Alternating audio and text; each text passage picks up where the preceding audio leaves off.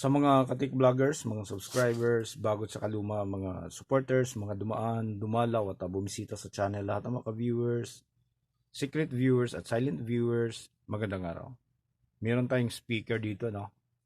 Ayan sa kapitbahay natin at pinagawa niya to dati sa isang technician din. So nagtataka sila nung pinagawa nila to ay garalgal pa rin yung tunog. Okay, kaya napagpasyahan niya na patingnan sa atin.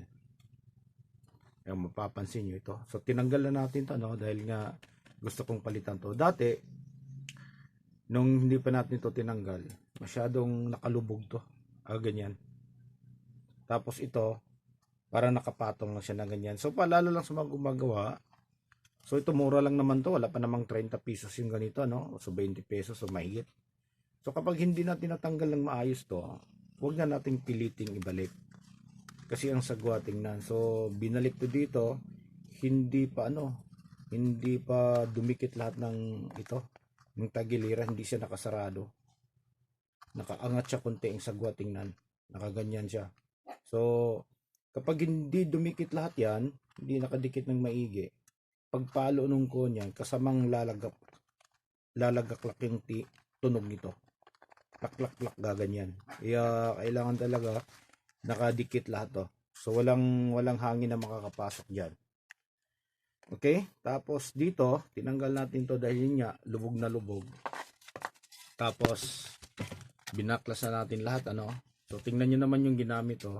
So paalala lang sa mga gumagamit ng pandikit, So hindi naman tayo magiging na ngayon dahil nga dami na natin pwedeng mapagkunan ng impormasyon. So pwedeng mag-YouTube tayo, pwede tayong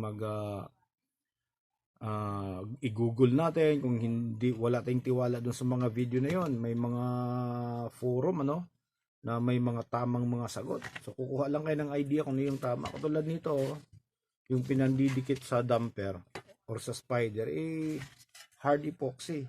Ayan, Kaya nung tinanggal natin to, napakahirap tanggalin. Ito pa naman, tingnan nyo yung ginawa ko. Ayan. Dinoble. Okay? So, dinoble niya dahil ang problema, bumigat to ng husto. Dagdag bigat tong ginawang makapal na epoxy. Ayan, Kaya, ang problema niya, lumundo siya ng konti sa bigat.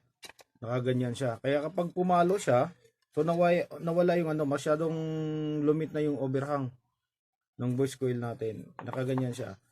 Kaya pag palo nung voice coil, dahil nasa ilalim na siya, aangat lang siya, kunting-kunti lang. Okay? Kunting-kunti lang. Dahil dinoble niya yung dinoble niya yung damper para matigas. So ganoon pa man, hindi pa rin niya nakuha yung pagsayad sa ilalim kapag hinatak pababa. Ayan, kasi sobrang na yung gap niya, yung tinatawag na voice coil height, sobrang baba na.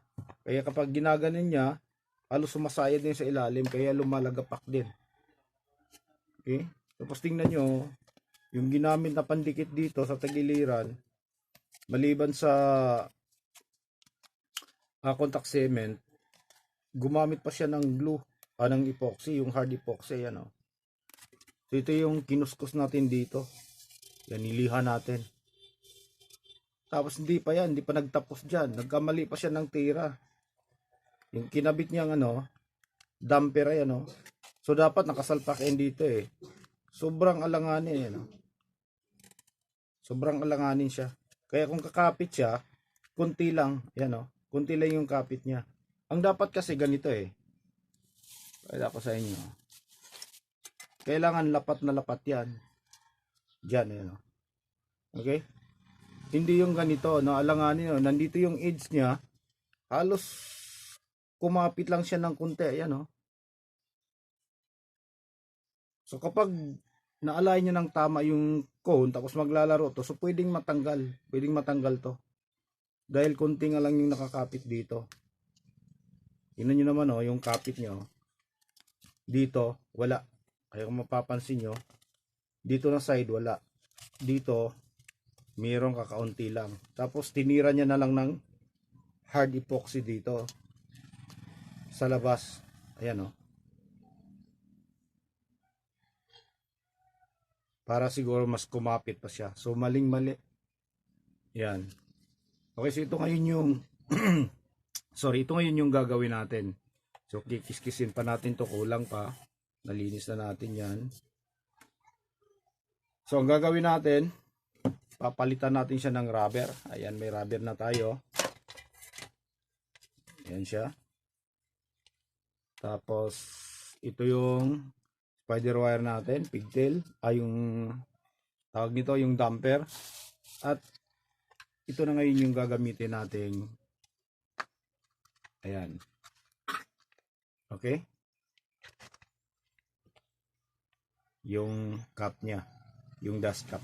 So, gwapong-gwapo na siya kapag natapos na natin. So, magkano lang naman to dito nga sa probinsya? 100 mahigit lang to eh. Ayan oh, ito. Baka sa kamay nila sa mga malalaking syudad, wala pang 100 to. So, huwag nating tipirin para gumanda yung itsura ng speaker at maganda yung tunog, satisfy pa yung mga customer natin. Okay, so hanggang dito na lang siguro. Abangan nyo na lang kung paano natin magagawa to, anong magiging itsura pag natapos na natin. So maraming salamat, God bless at bye bye.